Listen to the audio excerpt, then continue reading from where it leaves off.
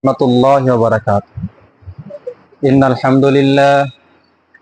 হামদুলিল্লাহি নাহমাদুহু ওয়া নাস্তাঈনুহু ওয়া নাস্তাগফিরুহ ওয়া না'উযু বিল্লাহি মিন শুরুরি আনফুসিনা ওয়া মিন সাইয়্যাতি আ'মালিনা মান ইয়াহদিহিল্লাহু ফালা মুদিল্লা লাহু ওয়া মান ইদ্লিলহু ফালা হাদিয়া লাহু ওয়া নাশহাদু আন লা ইলাহা ইল্লাল্লাহু ওয়াহদাহু লা শারীকা লাহু واشهد ان محمدا عبده ورسوله اما بعد فان خير الحديث كتاب الله وخير الهدي هدي محمد صلى الله وشر الامور محدثاتها وكل محدثة بدعة وكل بدعة ضلالة وكل ضلالة في النار. فأعوذ بالله من الشيطان الرجيم. بسم الله الرحمن الرحيم. قاف والقرآن المجيد بل أجب أن جاءهم منذر منهم فقال الكافرون هذا شيء عظيم أإذا متنا وكنا ترابا ذلك رجع بعيد قد علمنا ما تنقص الأرض منهم وعندنا كتاب حفيظ بل كذبوا بالحق لما جاءهم فهم في أمر مريد أفلم ينظروا إلى السماء فوقهم كيف بنيناها وزيناها وما لها من فروج والأرض مددناها وألقينا فيها رواسي وأنبتنا فيها من كل زوج بحير تبصرة وذكرى لكل عبد منيب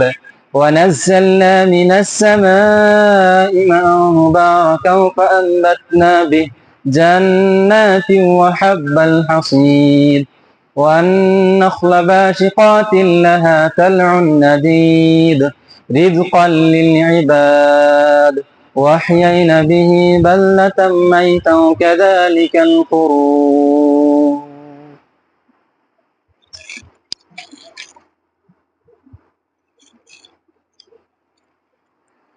إن الحمد لله كفى والصلاة والسلام على عباد الله اصطفى أما بعد أعوذ بالله من الشيطان الرجيم بسم الله الرحمن الرحيم وجعلنا الليل لباسا وجعلنا النهار معاشا الآيات وقال الله تبارك وتعالى وما آتاكم الرسول فخذوا وما نهاكم عنه فانتهوا واتقوا الله إن الله شديد العقاب الآيات।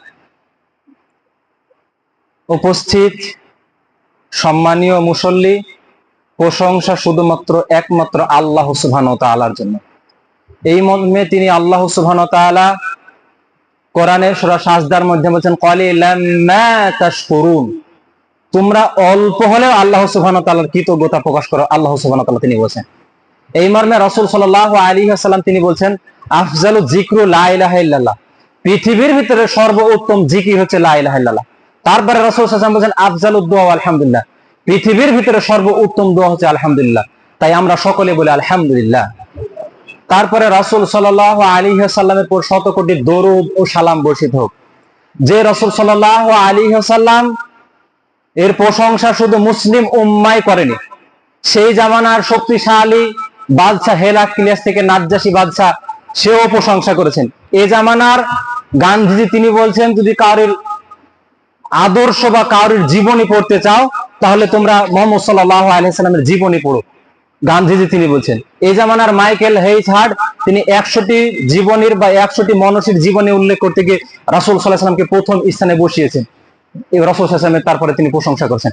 সেই রাসূল সাল্লাল্লাহু আলাইহি ওয়াসাল্লামের শত কোটি দরুদ ও সালাম বর্ষিত হোক, সকল আমিন। মুহাম্মদ সাল্লাল্লাহু আলাইহি ওয়াসাল্লাম প্রথমত আমরা যেটা জানি বা যেটা শুনে আসছি সেটা হলো যে আল্লাহ সুবহানাহু ওয়া তাআলা রাসূল সাল্লাল্লাহু আলাইহি ওয়াসাল্লামের মাধ্যমে দ্বীন বা ইসলামকে পরিপূর্ণ করে দিয়েছে, তার কোনো কমতি রাখেনি। যদি কমতি থাকতো, কোনো ত্রুটি থাকতো, যে রাসূল সাল্লাল্লাহু আলাইহি ওয়াসাল্লাম যদি বলে আসতো যে ইসলামের এই এই জায়গায় কমতি রয়েছে, তাহলে ইহুদি খ্রিস্টানরা আমাদের ইসলাম ধর্মের উপর কি করতো, ঠাট্টা বিদ্রুপ করতো বা তারা প্রশ্ন তুলতো। যেভাবে মুসলিমরা ইহুদি নাসারাদের উপর প্রশ্ন তুলে, তাদের ওল্ড টেস্টামেন্ট নিউ টেস্টামেন্ট দেখলে তাদের কোনো সময় তারা কি করেছে, সংশোধন করে কমিয়েছেন, আর পূর্বে থেকে তাদের যেটা বেশি আছে সেটা থেকে সংশোধন করে তারা কি করেছেন, কমিয়েছেন। কিন্তু কোরআন হাদিসে সেরকম কিছু না। আল্লাহ সুবহানাহু ওয়া তাআলা যেটা দিয়েছেন সেটাই সর্বশেষ, আর এটাই হচ্ছে ইসলামের জন্য চূড়ান্ত। সেই রাসূল সাল্লাল্লাহু আলাইহি ওয়াসাল্লামের শত কোটি দরুদ ও সালাম বর্ষিত হোক। আরেকবার বলি আমিন। আজকে যে বিষয়বস্তু আলোকপাত করতে চায়, ইকো কমবে না না, যে রাসূল আজকে যে বিষয়বস্তুটি আলোকপাত করতে চায় সেটি হলো আশুরায়ে মুহররম। আমরা অবগত আছি বা আমরা জানি যে সোম মঙ্গল অথবা মঙ্গল বুধ বোধহয় আশুরায়ে মুহররম পড়ছে 9, 10, 11, 12 তারিখ। এই দিন সম্পর্কে আমরা অবগত আছি, এই দিন সম্পর্কে আমরা ফজিলত সম্পর্কে জানবো, এবং এই দিন সম্পর্কে আমাদের সমাজে শত শত বেদাত প্রচলিত রয়েছে সে সম্পর্কে জানবো, এবং আল্লাহ রাসূল সাল্লাল্লাহু আলাইহি ওয়াসাল্লাম এই দিনকে নির্দিষ্ট করে যে সব ফজিলত বর্ণনা করেছেন সে সম্পর্কে জানবো ইনশাআল্লাহ। আল্লাহ সুবহানাহু ওয়া তাআলার যে 12টি মাস রয়েছে, এই 12টি মাসের মধ্যে 4টি মর্যাদাপূর্ণ মাস, সম্মানী মাস। সেই 4টি মাস হলো মুহররম মাস, জিলহিজ্জা, জিলকাদা, আর একটি হচ্ছে শাবান মাসের পূর্বে মাস রজব মাস। আল্লাহ সুবহানাহু ওয়া তাআলা এই 4টি মাসকে স্পেশাল ভাবে হারাম বলে উল্লেখ করেছেন। হারাম কেন বলেছেন? পবিত্র মাস, এই মাসগুলিতে কতগুলি জিনিস আল্লাহ সুবহানাহু ওয়া তাআলা হারাম করেছেন, তার ভিতরে এক যুদ্ধ বা এইসব ঝগড়া বিবাদ থেকে আল্লাহ সুবহানাহু ওয়া তাআলা বিরত থাকতে বলেছেন। যেমন আল্লাহ সুবহানাহু ওয়া তাআলা সূরা নাহলের 36 নম্বর আয়াতে বলছেন, ওয়ালা তুজলিমু, তোমরা নিজেদের ভিতরে অন্যায় অত্যাচার জুলুম করো না, নিজেদের ভিতরে ঝামেলা বিবাদ সৃষ্টি করো না। এই 4টি মাসে আল্লাহ সুবহানাহু ওয়া তাআলা হারাম বলেছেন যে এই মাসগুলিতে বিবাদ, ঝগড়া বিবাদ, আল্লাহ সুবহানাহু ওয়া তাআলা যুদ্ধ থেকে বিরত থাকতে বলেছেন।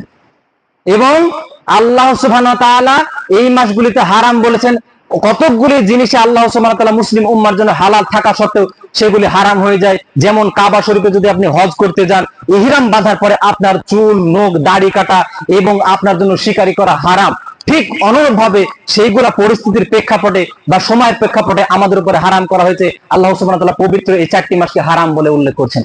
এখন প্রশ্ন হলো যে আমরা যেসব জানুয়ারি, ফেব্রুয়ারি, মার্চ এবং মহরম, সফর, রবিউল আওয়াল আরবিতে গণনা করি, অথবা বৈশাখ, জ্যৈষ্ঠ, আষাঢ়, শ্রাবণ, এইগুলা যেগুলো গণনা করি, এইগুলা কি আসলে মানুষের দেওয়া, না এগুলো ইহুদি খ্রিস্টানদের দেওয়া, না বাঙালি আমরা যেটা বাংলা ভাষায় বলে থাকি বৈশাখ জ্যৈষ্ঠ, এটা বাঙালিরা নির্ধারণ করেছে? এটাকে 12টি মাস মানুষের নির্ধারণ করা, না আল্লাহ সুবহানাহু ওয়া তাআলা নির্ধারণ করা? তো আল্লাহ সুবহানাহু ওয়া তাআলা তিনি বলছেন সূরা তওবার মধ্যে, ইয়াউমা ওমাফিল আরদ, যখন আল্লাহ সুবহানাহু ওয়া তাআলা আসমান ও জমিন সৃষ্টি করেছেন, সেই প্রথম সূচনা থেকেই আল্লাহ সুবহানাহু ওয়া তাআলা 12টি মাসের নির্ধারণ করে দিয়েছেন। তাহলে বোঝা যাচ্ছে যে আল্লাহ সুবহানাহু ওয়া তাআলা মাসের নির্ধারণ পৃথিবীর সূচনা থেকেই আল্লাহ সুবহানাহু ওয়া তাআলা নির্দিষ্ট করে দিয়েছেন। এইবার আল্লাহ সুবহানাহু ওয়া তাআলা এই মুহররম মাসের 10 হিজ্জা গুরুত্বপূর্ণ কিছু ফজিলতের কথা উল্লেখ করেছেন। আল্লাহ সুবহানাহু ওয়া তাআলা এই দিনটা আল্লাহ রাসূল সাল্লাল্লাহু আলাইহি সাল্লাম যখন মক্কা থেকে মদিনা গেলেন, সেখানে গিয়ে রাসূল সাল্লাল্লাহু আলাইহি সাল্লাম দেখলেন ইহুদি নাসারারা সিয়াম পালন করছে। রাসূল সাল্লাল্লাহু আলাইহি সাল্লাম তাদেরকে জিজ্ঞাসা করলেন, আপনারা কিসের সিয়াম পালন করছেন, কোন দিনের সিয়াম পালন করছেন, এটা কিসের জন্য সিয়াম পালন করছেন, এত খুশি কিসের জন্য? তখন রাসূল সাল্লাল্লাহু আলাইহি সাল্লাম কি ইহুদি নাসারারা বলছেন যে আল্লাহ রাসূল হযরত মুহাম্মদ সাল্লাল্লাহু আলাইহি সাল্লাম, এই দিনটা হলো আমাদের মুসা, অর্থাৎ মুসাকে আল্লাহ সুবহানাহু ওয়া তাআলা, আমাদের সৃষ্টিকর্তা, আমাদের গড, ইলা প্রতিপালক ফেরাউনের হাত থেকে হেফাজত করেছিল। কাজেই সেই সন্তুষ্টি অর্জনে, সেই কৃতজ্ঞতা প্রকাশ করার জন্য আমরা এই দিনে সিয়াম রাখি। তখন রাসূল সাল্লাল্লাহু আলাইহি ওয়াসাল্লাম তাদের উদ্দেশ্যে বললেন, সাহাবীদের উদ্দেশ্যে বললেন, মুসা আলাইহিস সালাম তো আমাদের ভাই, মুসা আলাইহিস সালাম তো ইহুদি নাসারাদের থেকে আমাদের নিকটে, তাহলে আমরা এই দিনে সিয়াম পালন করব। রাসূল সাল্লাল্লাহু আলাইহি ওয়াসাল্লাম তিনি নিজে সিয়াম পালন করলেন, সাহাবীদেরকে সিয়াম পালন করার আদেশ দিলেন। তাহলে স্পষ্টভাবে বোঝা যাচ্ছে যে রাসূল সাল্লাল্লাহু আলাইহি সাল্লাম সেই জামানা থেকে এই যে আমরা আশুরায় মুহররমের 10 তারিখে সিয়াম পালন করি, সেটা চালু হয়ে চলে আসছে। দ্বিতীয় নম্বর পয়েন্ট হচ্ছে যে আশুরায় বা মুহররমের ইতিহাস। আল্লাহ সুবহানাহু ওয়া তাআলা কোরআন কারীমে সূরা বাকারা 2 আয়াত নম্বর 49-50 এর ভিতরে উল্লেখ করছেন যে আল্লাহ সুবহানাহু ওয়া তাআলা ফেরাউনকে উদ্দেশ্য করে তিনি বলছেন, সারা পৃথিবীর মানুষকে উদ্দেশ্য করে বলছেন যে তোমরা সেই কথা স্মরণ করো। কোন কথা? যখন আমি ফেরাউনকে ধ্বংস করেছি এবং সারা পৃথিবীর মানুষ অর্থাৎ মুসার কওমকে আমি হেফাজত করেছি। মুসার কমকে আমি নদী থেকে হেফাজত করেছি, ফেরাউনের হাত থেকে হেফাজত করেছি, এবং ফেরাউন তোমাদের উপর অত্যাচার করত। যখন সন্তান, পুরুষ সন্তান জন্মগ্রহণ করত তখন তাকে হত্যা করত এবং মহিলাদের উপর নির্যাতন করত। তোমরা সেই কথা স্মরণ করো যখন আমি তোমাদেরকে হেফাজত করেছি। আল্লাহ সুবহানাহু ওয়া তাআলা সেই কথা সারা পৃথিবীর মানুষকে স্মরণ করে দিয়েছেন। সূরা বাকারা 2 আয়াত নম্বর 49-50 এর ভিতরে উল্লেখ করছেন। এইবার কথা হলো যে আল্লাহ সুবহানাহু ওয়া তাআলা মুসা আলাইহিস সালামকে কমকে হেফাজত করলেন ঠিকই, কিন্তু আল্লাহ সুবহানাহু ওয়া তাআলা সেইখানে নদীতে ব্যবস্থাপনা করে দিয়েছিলেন 12টি রাস্তা, একটা না দুইটা না 12টি রাস্তা ব্যবস্থাপনা করে দিয়েছিলেন, যার মাধ্যমে মুসা আলাইহিস সালাম এবং মুসা আলাইহিস সালামের কম পরিত্রাণ পেয়েছিলেন। আল্লাহ সুবহানাহু ওয়া তাআলা কেন 12টা রাস্তা করে দিলেন, এই ইতিহাস জানতে হলে আমাদেরকে একটু পূর্বে পেছনে যেতে হবে। আল্লাহ সুবহানাহু ওয়া তাআলা মুসা আলাইহিস সালামের পূর্বে একজন নবীকে প্রেরণ করেছিলেন, তিনার নাম হচ্ছে ইউসুফ আলাইহিস সালাম। ইউসুফ আলাইহিস সালামের পূর্বে তার পিতা হয়েছিল, পিতার নাম হচ্ছে ইয়াকুব আলাইহিস সালাম। ইয়াকুব আলাইহিস সালামের পূর্বে তার পিতা হয়েছিল ইসহাক আলাইহিস সালাম। ইসহাক আলাইহিস সালামের পূর্বে তার পিতা হয়েছিল ইব্রাহিম আলাইহিস সালাম। ইব্রাহিম আলাইহিস সালামের দুই সন্তান ছিল, এক সন্তান হচ্ছে ইসমাইল, যাকে ইব্রাহিম আলাইহিস সালাম তিনি মক্কা মদিনায় তিনি রেখে এসেছিলেন। আর এক সন্তান ছিল যেটা ইসহাক আলাইহিস সালাম, তাকে ইরাকের বাবেল শহর থেকে নিয়ে গিয়ে বাইতুল মুকাদ্দাস পবিত্র ভূমিতে রেখে এসেছিলেন। যখন তিনি সেইখানে রেখে আসেন ইব্রাহিম আলাইহিস সালাম দুনিয়া থেকে যখন চলে যায়, তার সন্তান ইসহাক আলাইহিস সালাম সেইখানে বসবাস করতেন জেরুজালেম ফিলিস্তিনে, এবং সেইখান থেকে ইসহাক আলাইহিস সালামের সন্তান জন্মগ্রহণ করেন ইয়াকুব আলাইহিস সালাম। আল্লাহ সুবহানাহু ওয়া তাআলা ইয়াকুব আলাইহিস সালামকে নবী হিসাবে নির্ধারণ করেন। ইয়াকুব আলাইহিস সালামের 12টি সন্তান জন্মগ্রহণ করেছিলেন, তার মধ্যে একজনের নাম ছিল ইউসুফ আলাইহিস সালাম। ইউসুফ আলাইহিস সালামের আরেকজন খুব কাছের ভাই ছিলেন, তিনি নাম হচ্ছে ইয়াকুব আলাইহিস সালাম। ইউসুফ আলাইহিস সালামকে সব সময় তার ভাইরা ষড়যন্ত্র করত। ইউসুফ আলাইহিস সালাম যখন ছাগল চড়াতে গিয়েছে, তার ভাইরা তাকে কুয়াতে ফেলে ইত্যাদি ফেলে তার সঙ্গে নির্যাতন চালিয়েছে। পরে সেইখান থেকে কুড়িয়ে নিয়ে গিয়ে রাখাল বা গোলাম কুড়িয়ে নিয়ে গিয়ে তাকে বিক্রয় করে ইউসুফ আলাইহিস সালামকে সেইখান থেকে কুড়াই করে মিশরে নিয়ে এসে, এবং মিশরে পরবর্তীতে ইউসুফ আলাইহিস সালাম অর্থমন্ত্রী হয়ে ক্ষমতাশীল হয়। আল্লাহ সুবহানাহু ওয়া তাআলা তাকে সেইখানকার অর্থমন্ত্রী বানিয়ে দেয়। যখন ইয়াকুব আলাইহিস সালাম সেই 11টি সন্তান ইসরায়েলে ফিলিস্তিনে রেখে আসে, মিশরে যখন তারা খাদ্যশস্য নিতে আসে, অর্থ নিতে আসে, তখন ইউসুফ আলাইহিস সালাম ঠিকই তার ভাইদেরকে চিনতে পারে। তখনই তার ভাইয়ের ভিতরে তার নিকটে ভাই ইয়াকুব আলাইহিস সালাম, যে ভাই খুব ভালো ছিল, সেই ভাইকে তার নিকটে রেখে তার বাকি 10 ভাইকে বলে যে তুমি তোমার পিতা এবং তুমি তোমার মাতাকে আমার কাছে নিয়ে এসো, তাহলে তোমার ভাই বুনিয়ামিনকে ছেড়ে দেবো এবং ধন সম্পদ দিব।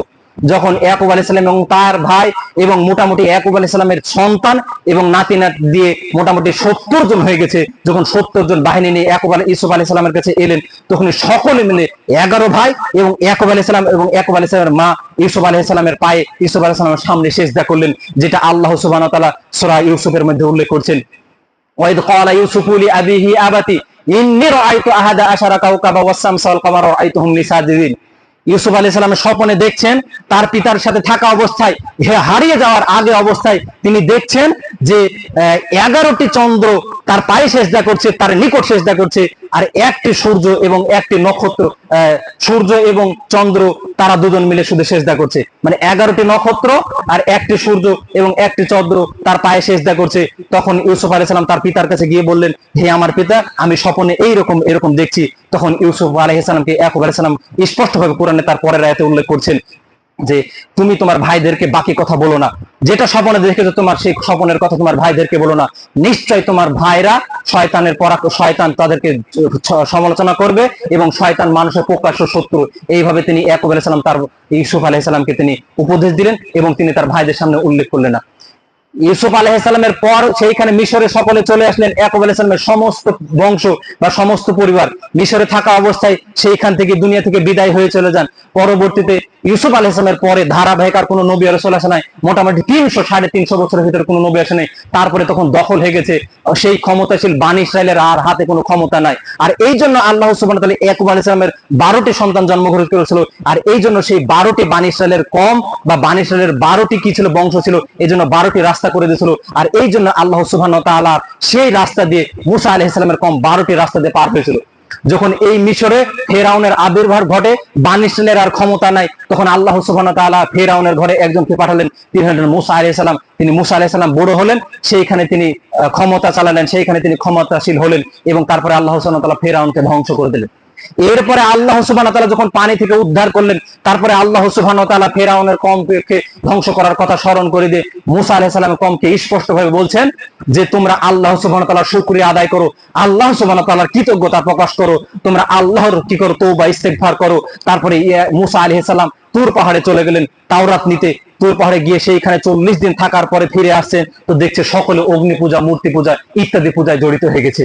তখন মুসা আলাইহিস সালাম তাদের উদ্দেশ্যে বলছেন তোমরা আল্লাহ সুবহানাহু ওয়া তাআলার উদ্দেশ্যে তোমরা কি করো তওবা ইস্তেগফার করো, যে আল্লাহ তোমাদেরকে কিছুক্ষণ আগে ফেরাউনের হাত থেকে হেফাজত করেছেন, সেই আল্লাহ সুবহানাহু ওয়া তাআলার কথাকে স্মরণ করে তোমরা ফেরাউনের কথাকে স্মরণ করে তোমরা তওবা ইস্তেগফার করে ফিরে আসো।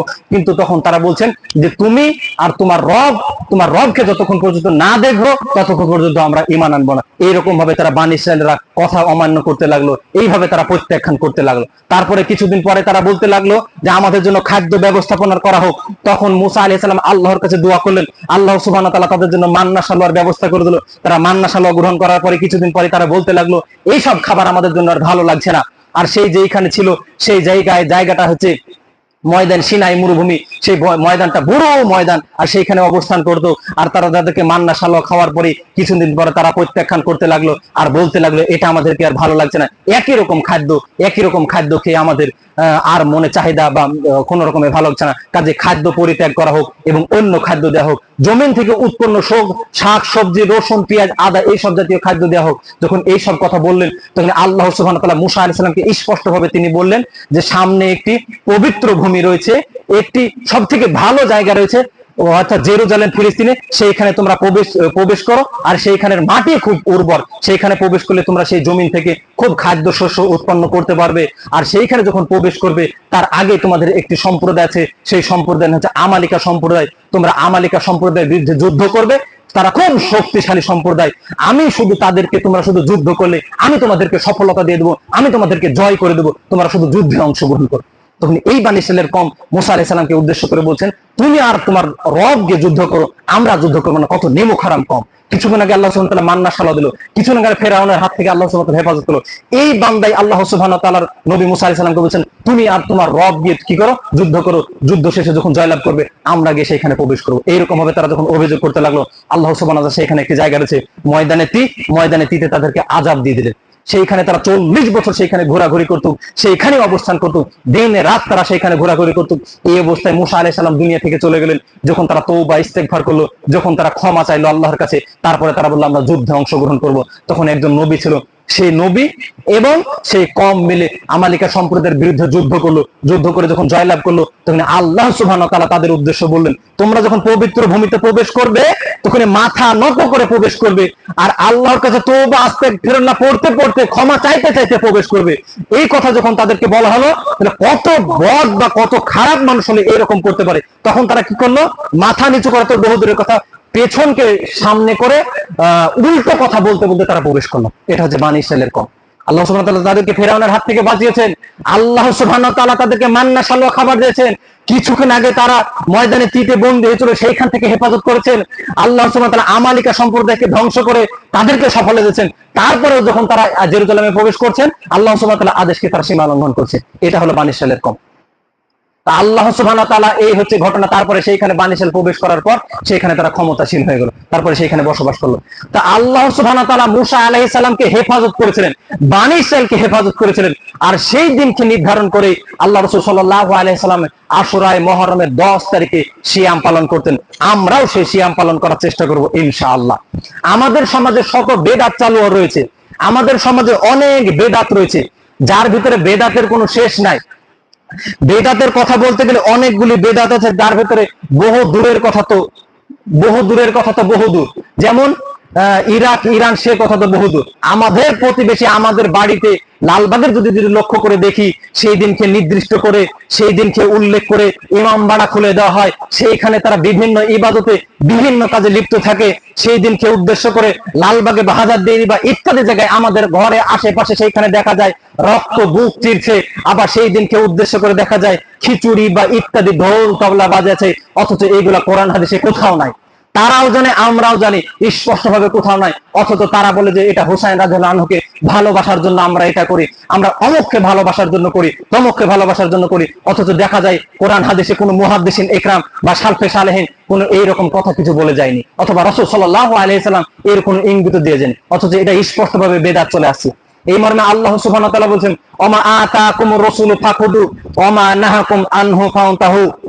ওমা আতাকুমুর রাসূলু, তোমরা রাসূলের পক্ষ থেকে যা পাবে তা গ্রহণ করো, ফাখুদু, তোমরা সেটাকে গ্রহণ করো, ওমা নাহাকুম আনহু, এবং রাসূল সাল্লাল্লাহু আলাইহি ওয়াসাল্লাম যেটা প্রত্যাখ্যান করতে বলবে, যেটা নিষেধ করবে, সেটা তোমরা প্রত্যাখ্যান করো, সেটা থেকে বেঁচে থাকো।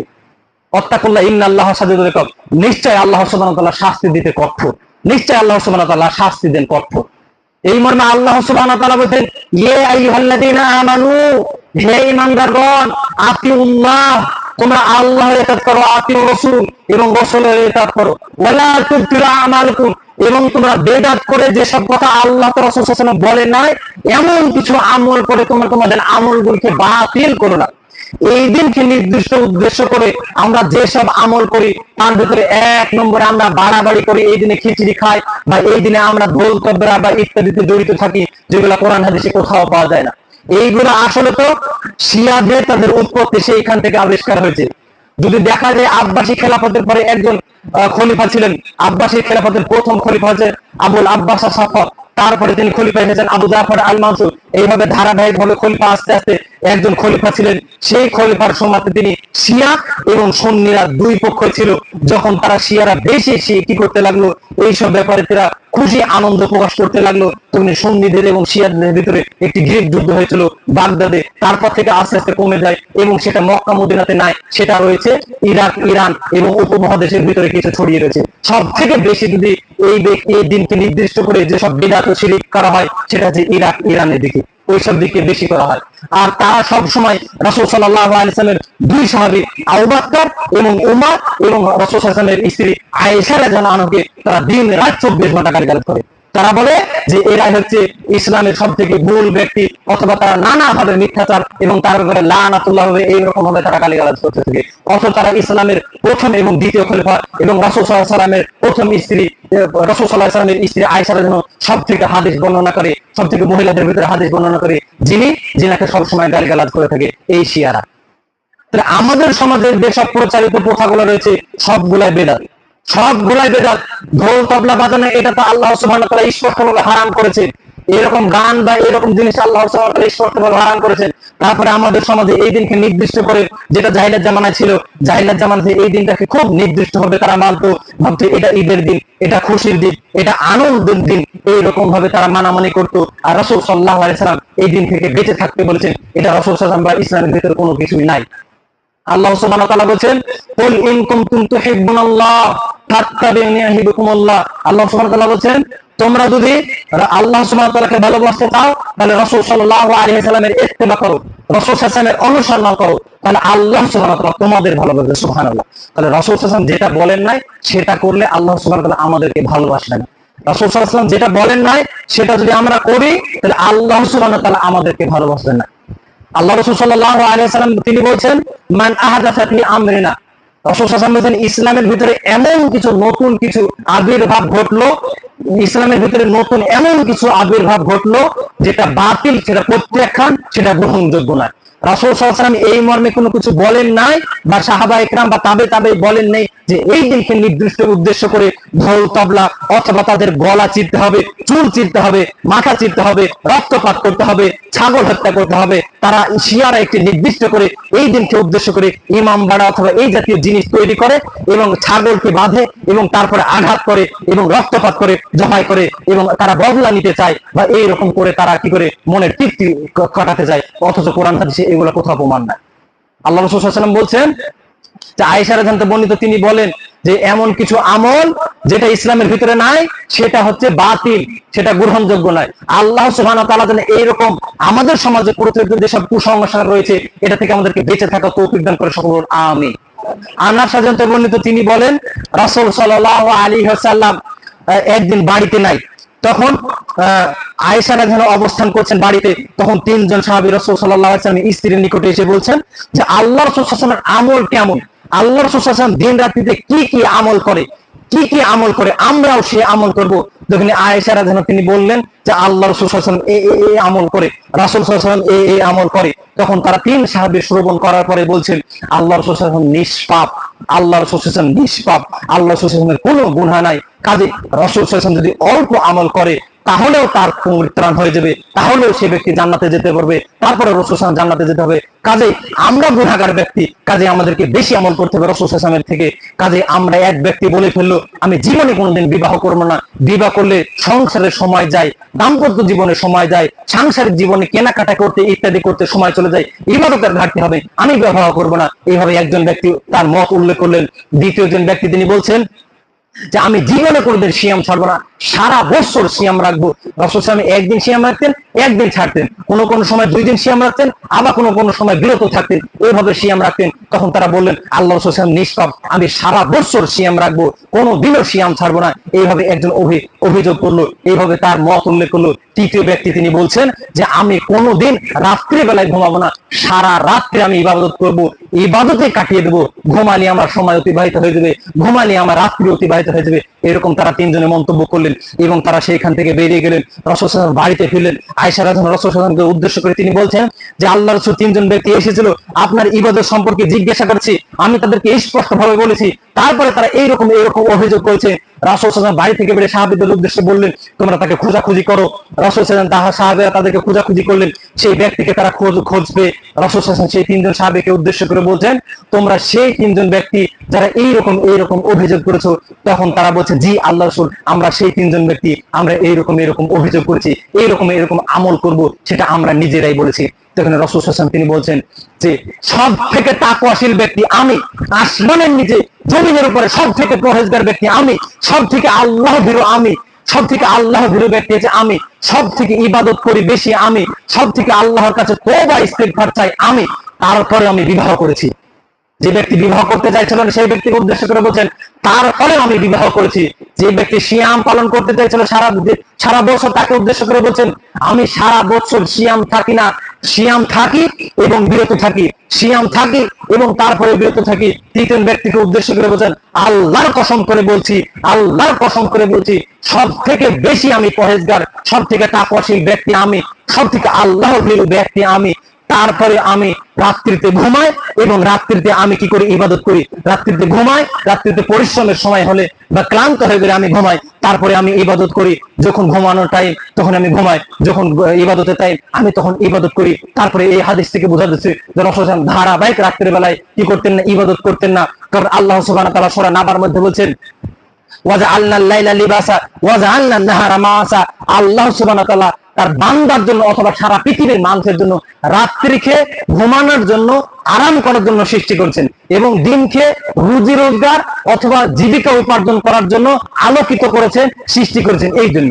আর আল্লাহ রাসূল সাল্লাল্লাহু আলাইহি ওয়াসাল্লাম সাহাবীদের উদ্দেশ্যে বলছেন সেই এইদিকে তাকান, আল্লাহ রাসূল সাল্লাল্লাহু আলাইহি ওয়াসাল্লাম সেই তিনজন সাহাবীকে উদ্দেশ্য করে বলছেন যে তোমরা যদি কোনো ব্যক্তি যদি শরীয়তের কিছু রাসূল সাল্লাল্লাহু আলাইহি ওয়াসাল্লাম অথবা তার কিছু বলা বাদ দিয়ে তার ব্যক্তিগত কিছু করে, তাহলে সে দলের বা সে আমার উম্মতের অন্তর্ভুক্ত না। এইভাবে আল্লাহ রাসূল সাল্লাল্লাহু আলাইহি ওয়াসাল্লাম স্পষ্টভাবে তিনি বলছেন।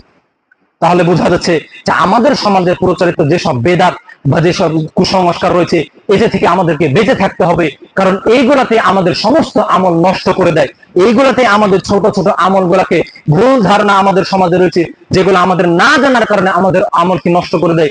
এই দিনকে উদ্দেশ্য করে জাহিলিয়াত জামানায় খিচুড়ি করতো, খিচুড়ি কি করতো আমরাই নিজেরা করতাম। আজ থেকে 20-30 বছর আগে যদি স্পষ্ট ভাবে দেখি বা 40 বছর ভিতরে আগে যদি দেখি, তাহলে দেখুন এই মুহররমের দিনে আমরা গিয়ে ইত্যাদি জায়গায় বা মুড়ে বা ইত্যাদি জায়গায় ঢোল তবলা বাজতো। এখন তেমন ভাবে আর নাই, বাইরে হয়ে গেছে বা লালবাগে এখন হয়, আগে তো আরো বেশি হতো, এখন তো একটু কম হয়। আল্লাহ সুবহানাহু ওয়া তাআলার কাছে দোয়া করি এই সব বেদাত, এই সব কুসংস্কার আমাদের সমাজ থেকে যেন উঠে যায়। আল্লাহ সুবহানাহু ওয়া তাআলা তৌফিক দান করে সকল আমিন। আর আল্লাহর কাছে আরেকটা দোয়া করি বা প্রত্যেক ব্যক্তির কাছে, এই যে এইটাই আমার হচ্ছে সব থেকে গুরুত্বপূর্ণ বিষয়, যে আমাদের সমাজের জন্য যেটা নাই সেটা মানুষকে যেন বলতে পারি। অনেক মসজিদে সেদিনকে আমাদের এক ব্যক্তি আমাদের মসজিদে এসে বলছেন যে এক কাকা, যে তোমাদের মসজিদে বক্তব্য হয়, আর তার সব সময় আমাদের দোকানের সামনে বসে বসে তার একটাই কথা যে রব কেন পানি দিল না, যখন বৃষ্টি হচ্ছে না, আল্লাহ সুবহানাহু ওয়া তাআলা যখন আমাদেরকে পরীক্ষা করার জন্য বৃষ্টি দিচ্ছেন না কিছুদিন আগে, তখন তার এইরকম কথা যে আল্লাহ কেন পানি দিচ্ছে না, তারপরে আল্লাহ কেন ইসরায়েল পুরো ধ্বংস করে দিচ্ছে না, এইরকম উদ্ভট কথা, তারপর রব কেন এইরকম করেছেন এইরকম করেছে না। তা আমি কাকাকে ডেকে বলছি যে আপনি সত্যি করে বলেন তো, আপনাদের মসজিদে কতদিন বাংলা বক্তব্য হয়নি, বাংলায় বক্তব্য কতদিন হয়নি? তিনি বলছেন আমাদের মসজিদে কোনোদিন বাংলায় বক্তব্য হয় না। আমি বলছি আপনি আপনার মসজিদকে খুব স্পষ্ট ভাবে বলেন যে আমি আপনার ভাই হলে কি আপনার সন্তান হলে আমি, আমার দায়িত্ব যে যখন কোনো মসজিদে বাংলা বক্তব্য হবে না তখন সেই